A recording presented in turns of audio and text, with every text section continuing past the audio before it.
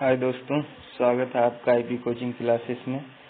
आज की वीडियो में अपन बात करते हैं भारत का संविधान, कॉन्स्टिट्यूशन ऑफ इंडिया। आइए मेरे साथ भारत के संविधान को समझते हैं। ये जो आप पिक्चर्स देख रहे हैं ये संविधान सभा की हैं, जिसमें डॉक्टर राजेंद्र प्रसाद जी जो भारत के पहले राष्ट्रपति थे, first president of India, and doctor BR Ambedkar, father of Indian constitution. ये जो दिखाई दे रही है आपको पिक्चर, ये इनकी है। ये जो first prime minister of India Jawaharlal Nehru ji जो दिखाई दे रहा है आपको, ये संविधान सभा की कुछ पिक्चर्स हैं। तो आइए हम संविधान को समझते हैं। भारत का संविधान भारत का सर्वोच्च विधान है। संविधान सभा द्वारा 26 नवंबर 1949 को पारित किया गया था एवं 26 जनवरी 1950 से प्रभावी हुआ है। तो सर्वोच्च विधान का क्या मतलब है? संविधान वो एक गाइडलाइंस है जिसके जरिए देश चलेगा, यानी कि संविधान के ऊपर कोई नहीं है।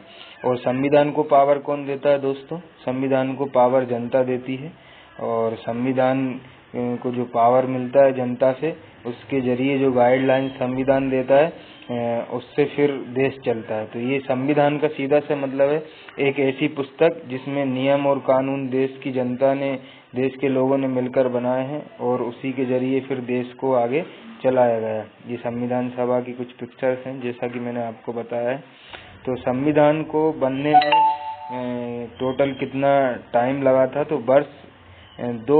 दो वर्ष 11 माह 18 दिन, यानी कि 2 साल 11 महीने और 18 दिन का समय लगा था। क्योंकि संविधान ऐसे देश का बनने जा रहा था जिस देश में काफी सारे संख्या में लोग रहते हैं, और बहुत सारी जातियां हैं, बहुत सारी विविधताएं हैं, क्षेत्रीय भाषाएं अलग हैं, लोगों की संस्कृतियां अलग हैं, अलग अलग परंपराएं हैं। तो इतनी सारी परंपराओं को सहेजने में, इतने सारे लोगों को समझने में इतना टाइम तो लगता ही। तो मेरे ख्याल से ये टाइम जो लगा है 2 साल 11 महीने 18 दिन, ये लगना ही था, क्योंकि समझना बहुत कुछ था। तो भारतीय संविधान लिखने वाली सभा में 299 सदस्य, 299 मेंबर्स थे, जिसकी कॉन्स्टिट्यूशन असेंबली की जो चेयरमैन थे वो डॉक्टर राजेंद्र प्रसाद थे, और ये ही डॉक्टर राजेंद्र प्रसाद ही फर्स्ट प्रेसिडेंट ऑफ इंडिया थे। संविधान सभा ने 26 नवंबर 1949 को अपना कार्य पूरा कर लिया था, और 26 जनवरी 1950 को संविधान लागू हुआ। आप देखते हैं कि पूरे देश में और दुनिया में 26 जनवरी को बड़ा सम्मान मिलता है। 26 जनवरी को हम गणतंत्र दिवस के रूप में मनाते हैं। तो ये वही 26 जनवरी है जिस दिन हमने स्वतंत्र देश को गढ़ा था कि आज हम गणतंत्र हो गए हैं, आज हमने नियम कानून खुद बना लिए जिससे कि हम अपना देश को चला सकते हैं। तो ये संविधान का परिचय था। अब हम दोस्तों इसके बाद जब संविधान को लागू किया गया था तो संविधान में 395 अनुच्छेद थे, जैसा कि आप देख पा रहे हैं।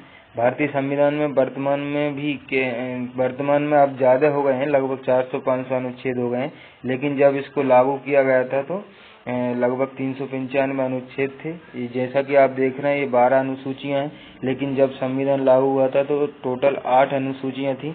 12 अनुसूचियां अभी बढ़ गई हैं, 9वीं भूमि से संबंधित है, और 10वीं अनुसूची आपकी दल बदल विरोधी कानून से संबंधित है। 11वीं और 12वीं अनुसूची संविधान के अंदर आपकी जो है स्थानीय शासन से संबंधित है, पंचायती राज और नगर पालिका। तो ऐसे 4 अनुसूचियां और बढ़ गई। मूल संविधान में 8 अनुसूचियां थी और 25 भागों में ये विभाजित है। तो ये संविधान का कुछ संक्षिप्त परिचय था। अब सबसे इम्पोर्टेंट टॉपिक है संविधान की प्रस्तावना, introduction of constitution of India.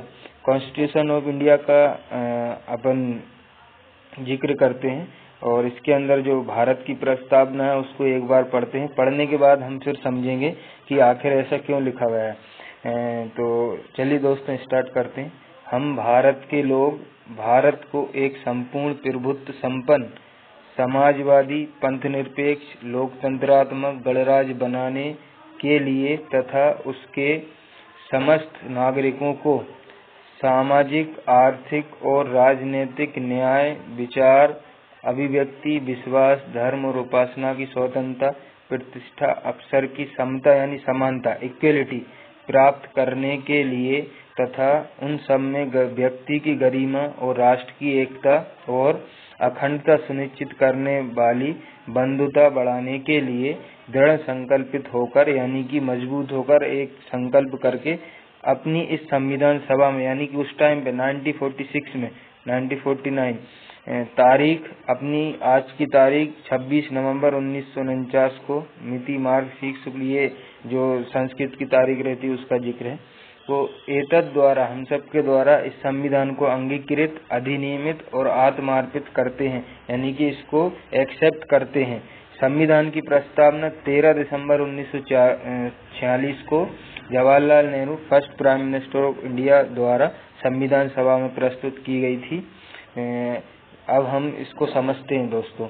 हम भारत के लोग यानी भारत में जितने भी तरह की जातियां हैं, लोग हैं, संप्रदाय हैं, सभी लोग हम सब भारत को एक संपूर्ण प्रभु संपन्न समाजवादी यानी कि भारत किसी के अधीन नहीं है, हम किसी के गुलाम नहीं है और भारत प्रभुत्व संपन्न है, अपने फैसले खुद ले सकता है और पंथ निरपेक्ष। यहाँ भारत का पंथ निरपेक्ष होने से मतलब है कि भारत के संविधान का कोई धर्म नहीं है, यहाँ पे सभी धर्मों को समानता दी गई है और भारत का संविधान धर्म निरपेक्ष है और गणराज्य है यानी कि हम खुद अपने नियमों को गढ़ सकते हैं, किसी की जरूरत नहीं है। गणराज्य बनाने के लिए तथा उसके समस्त नागरिकों को अब जो भी यहाँ पे नागरिक रहते हैं उनको सामाजिक स्तर पे आर्थिक यानी कामकाज में राजनीतिक यानी कोई भी राजनीति में आ सकता है, जो भी राजनीतिक न्याय है वो सबके लिए उपलब्ध है। विचार कोई अपनी विचार बता सकता है कि मैं कौन सी सोच रखता हूँ। आपको डेफिनेटली अगर लोगों का झुंड हो तो झुंड में अलग अलग तरीके के लोग होंगे तो अलग अलग तरीके की सोच होगी। तो भारत में इतने सारे लोग हैं तो इनकी बड़ी जनसंख्या है तो सबके विचार अलग हैं, तो सबको अपने विचार व्यक्त करने की आज़ादी है, लेकिन देश की सुरक्षा को ध्यान में रखते हुए अभिव्यक्ति, विश्वास, धर्म, उपासना, अगर कोई मुस्लिम है, अगर कोई हिंदू है, सिख है, ईसाई है तो वो अपने धर्म को अपने तरीके से मानने के लिए स्वतंत्र है, उस पर कोई प्रतिबंध नहीं है, वह अपने धर्म का प्रचार भी कर सकता है। उपासना की स्वतंत्रता है और इसके लिए उसको कोई टैक्स नहीं चुकाना होगा। प्रतिष्ठा और अवसर की समता यानी कि कोई किसी को राजा नहीं कहेगा, कोई किसी को महाराजा नहीं कहेगा, सब प्रतिष्ठा और अवसर में समान है। शैक्षिक और साहित्य की पदावली से हटकर कोई और आपकी प्रतिष्ठा के नाम के आगे नहीं लगा सकते, ऐसा इंदिरा गांधी जी के टाइम पे प्रावधान आया, मूल संविधान में नहीं था। व्यक्ति की गरिमा, राष्ट्र की एकता, अखंडता सुनिश्चित करने वाली बंधुता को बढ़ाने के लिए यानी कि राष्ट्र की एकता को भी ध्यान रखना है और एक दूसरे का इज्जत का भी ख्याल रखना है और भाईचारा भी बढ़ाए रखना है अपन के लिए। ये सब भाईचारा बढ़ाए रखने के लिए, एक होकर रहने के लिए ये सब अपन ने एक प्रस्तावना के तौर पर एक्सेप्ट किया और सीधा सा मतलब है प्रस्तावना की हम भारत के लोग भारत को एक साथ मिलकर चलाने के लिए दृढ़ संकल्पित हैं और हमारा कोई भी आपस में बैर नहीं है, हम सब मिलकर रहते हैं और हम सब बंधुता का पालन करते हैं, हम सब भाई बहन हैं, सभी धर्मों को एक साथ रहने की स्वतंत्रता है, अवसर की समता है, आर्थिक और राजनीतिक और यानी समाज के अंदर कोई छुआछूत को हम एक्सेप्ट नहीं करते हैं, सब समान हैं और देश के संसाधनों पर सबका समान अधिकार है। ये सब अगर प्रस्तावना पे मैं बात करूं तो 1 घंटे और पूरा दिन भी लग सकता है, क्योंकि प्रस्तावना में जो शब्द हैं उनका जो एक्सप्लेनेशन है, उनका वर्णन है, एक एक शब्द का 1-1 घंटे पे चर्चा हो सकती है, इसलिए तो ज़्यादा बड़ा है। मैंने प्रस्तावना को अभी शॉर्ट में बताया, आप प्रस्तावना को बस ऐसे ही समझ सकते हैं कि हम लोगों को एक साथ होकर रहना है, धर्मनिरपेक्ष राष्ट्र है, समाजवादी है, सबको अपने अपने तरीके से रहने की स्वतंत्रता है, एकता को ध्यान में रखते हुए। तो ये संविधान का प्रस्तावना थी। 42वां जो कॉन्स्टिट्यूशन अमेंडमेंट था 1976, 42वां संविधान संशोधन 1976, इसको मिनी कॉन्स्टिट्यूशन ऑफ इंडिया भी कहा जाता है। मिनी कॉन्स्टिट्यूशन ऑफ इंडिया क्या है? भारत का छोटा संविधान है, इतना बड़ा संशोधन, बहुत सारे प्रावधानों को संशोधित किया गया था। तो संविधान की प्रस्तावना में इसी संशोधन के द्वारा समाजवाद, पंथ निरपेक्ष और अखंडता शब्द को जोड़ा गया है। तो दोस्तों आज की वीडियो में इतना ही। हमने संविधान की ओनली डेफिनेशन जानी है, इंडियन कॉन्स्टिट्यूशन की डेफिनेशन और उसका थोड़ा सा परिचय लिया है आगे की जो वीडियो आएंगी उसमें चैप्टर वाइज हम कॉन्स्टिट्यूशन ऑफ इंडिया को कवर करेंगे। तो आज की वीडियो में इतना ही। Thank you so much. Please like share and subscribe my video.